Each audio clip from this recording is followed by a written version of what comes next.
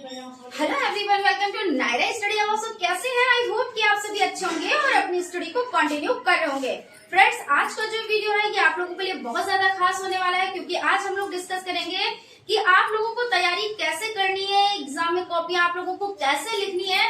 इस पर आज हम थोड़ा सा डिस्कस करेंगे। उसके बाद इसमें ये भी चीजों पर डिस्कस करेंगे कि आपको जो मैथ की कॉपी है उसको किस तरह से लिखना है, या आपकी जो सोशल साइंस की कॉपी हो जाती है उसको किस तरह से लिखना है। तो हम अलग अलग वीडियोस में इन सभी चीजों को डिस्कस करते जाएंगे। तो चलिए आज सबसे पहले हम लोग डिस्कस कर लेते हैं कि आपको तैयारी कैसे करनी है। इस टॉपिक को पहले डिस्कस करते हैं, उसके बाद आपको कॉपी कैसे लिखनी है, किन किन चीजों का ख्याल रखना है, इन सभी चीजों पर डिस्कस करते हैं। तो सबसे पहले आपको हो जाता है कि तैयारी कैसे करें। तो तैयारी करने का बहुत ज्यादा आप लोगों के पास टाइम नहीं बचा है, क्योंकि एग्जाम आप लोगों के लास्ट जून में होने ही होने हैं, और इस तरह से आपके पास टाइम बहुत ज्यादा 6 वीक बचे हुए हैं, मान के चले ज्यादा से ज्यादा, है ना। और आपके सब्जेक्ट कितने हैं? तो 8 सब्जेक्ट हैं। अब अगर एक वीक में एक सब्जेक्ट आप तैयार करेंगे तब भी आपके पास कम ही तो टाइम बचा हुआ है। और ऐसा नहीं कि हम आपको डरा नहीं रहे हैं, हम आपको बता रहे हैं कि अब आपके पास टाइम नहीं बचा है, आप अच्छे से तैयारी करने लगे। ये ना सोचें कि कल पढ़ाई कर लेंगे, कल क्लास ज्वाइन कर लेंगे और हो जाएगा हमारा। क्योंकि कुछ लोग ये भी सोचते हैं कि 1 वीक बचेगा तब हम स्टडी कर लेंगे, 2 वीक बचेगा तब हम स्टडी कर लेंगे, लेकिन वो तैयारी नहीं होती है। वो तो सिर्फ आपने क्या किया, फॉर्मेलिटीज की, और फॉर्मेलिटीज से ये हो जाता है कभी कभी अच्छे नंबर मिल भी जाते हैं, पासिंग मार्क्स मिल जाते हैं, इससे ज्यादा और कुछ भी नहीं। आपको नॉलेज भी नहीं हो पाएगी, और प्लस पासिंग मार्क्स मिल जाए तो बहुत बड़ी बात है। क्योंकि क्या होता है, कॉपी बहुत अच्छे से चेक होती है। ऐसा नहीं है कि आपने कुछ भी लिख दिया और आपको नंबर मिल गए, तो ऐसा नहीं होता है। इसमें कॉपियां अच्छी तरह से चेक की जाती हैं। और कुछ लोग ये भी सोचते हैं हमने जो पिछला पढ़ रखा है, जो भी आप लोगों ने किया, बीएससी बीकॉम जो भी किया, तो उसमें हमने पढ़ रखा है, तो इसमें हेल्प मिलती है। ये चीज मानते हैं कि हेल्प मिलती है। कुछ चीजें तो सिर्फ रिवीजन ही के लिए होती है कि रिवीजन क्या, लेकिन रिवीजन तो मस्ट होता है ना। तो इसलिए आप लोग अच्छे से स्टडी करें। अब किससे स्टडी करें? तो अब देखिए, पहले हमने डिटेल में आप लोगों को पढ़ाया, नोट्स बनवाए, हैंड राइटिंग नोट्स लेकर हम आए आप लोगों के लिए। उसके बाद सीरीज को कंटिन्यू किया।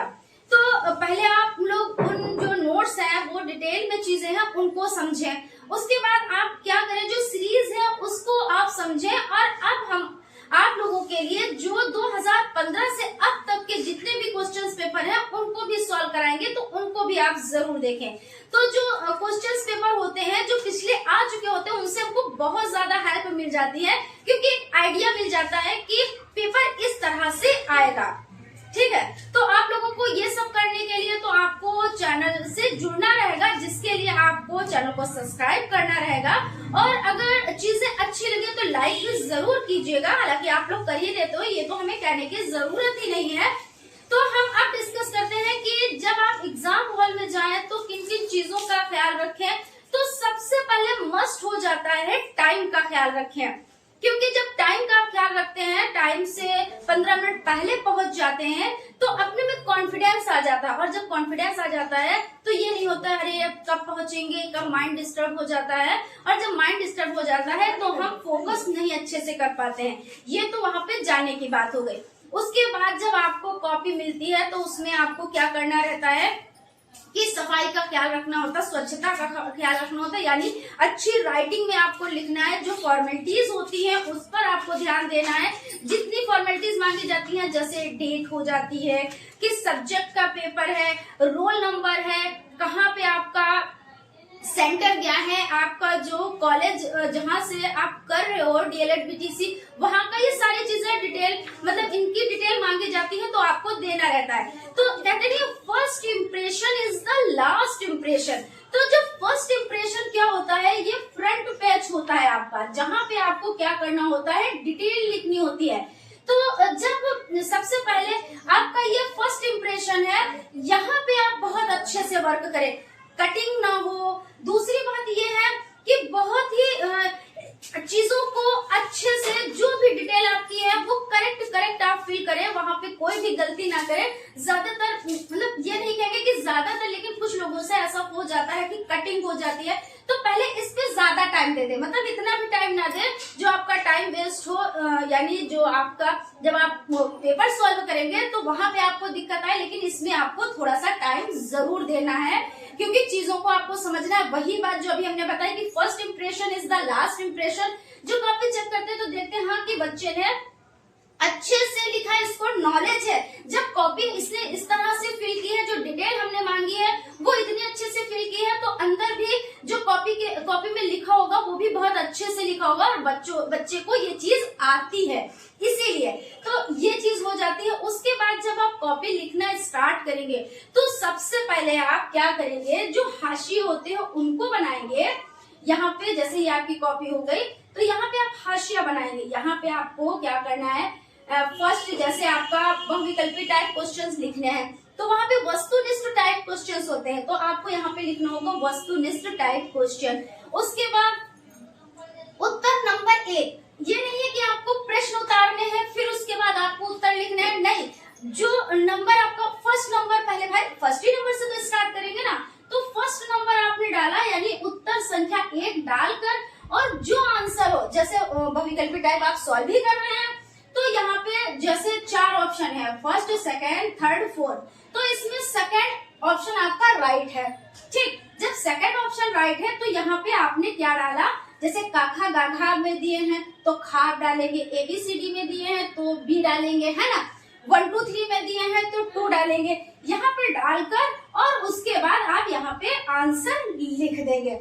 इसी तरह से आप सेकंड क्वेश्चन को सॉल्व करेंगे, इसी तरह थर्ड क्वेश्चन को सॉल्व करेंगे। यानी जो आपका 1 घंटे का पेपर होता है, जैसे आपका साइंस का हो गया, आपका हिंदी का हो गया, आपका मैथ का, हाँ ध्यान रखिएगा मैथ का पेपर भी 1 ही घंटे का होता है और 1 घंटे में आपको सारा वर्क करना होता है। तो आप समझ लिए कि आप लोगों के लिए प्रैक्टिस कितनी इंपॉर्टेंट हो जाती है, क्योंकि चीजें आते हुए भी टाइम की वजह से वर्क नहीं हो पाता है और लास्ट में क्या होता है, बैक लग जाती है। हालांकि बैक का नाम नहीं लेना चाहिए, लेकिन चीजों से अवगत भी जरूर कराना चाहिए कि कंडीशन ऐसी होती है, कुछ लोग कहते हैं हमको मैथ आती है और आती भी है, बहुत लोगों को बहुत अच्छी मैथ आती है और टॉपर्स की भी बैक लग जाती है। क्यों? क्योंकि या तो उनकी स्पीड कम हो गई है, पहले से उन्होंने पढ़ रखा है, अब वो सोच रहे हैं हमारी मैथ अच्छी है, हम प्रैक्टिस भी नहीं करेंगे, हम सब कर ले जाएंगे। लेकिन क्या हुआ, वहां पे टाइम की कमी है, आपको आज सब कुछ रहा है लेकिन आप लिख नहीं पाए, और जब लिख नहीं पाए तो भाई नंबर आपको क्यों मिल जाएंगे, है ना।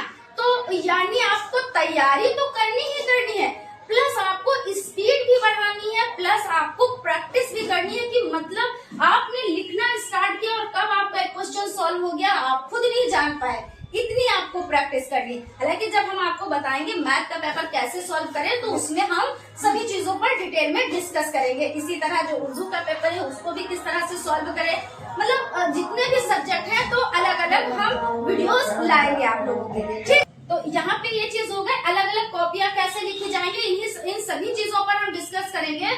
सो आप लोग चैनल को सब्सक्राइब कर लें और बेल आइकन को भी जरूर प्रेस कर लें, जिससे कोई भी वीडियोस आपके लिए आए तो आप लोग उसका बेनिफिट उठा सकें, क्योंकि आप लोगों के लिए सभी चीजें जानना जरूरी होता है। क्योंकि क्या होता है, कभी कभी चीजें हमें पता नहीं होती है तो हम उस ढंग से वर्क करते हैं और हम क्या करते हैं, टाइमली वर्क ही नहीं कर पाते हैं, चीजें आती भी होती है तब भी हम वर्क नहीं कर पाते, इसलिए हमें हर एक चीज की जानकारी होनी चाहिए। ठीक है, तो फ्रेंड्स मिलते हैं क्लास में और आप लोगों के लिए इस तरह के वीडियोस भी लेकर आएंगे, तो मिलते हैं, थैंक यू।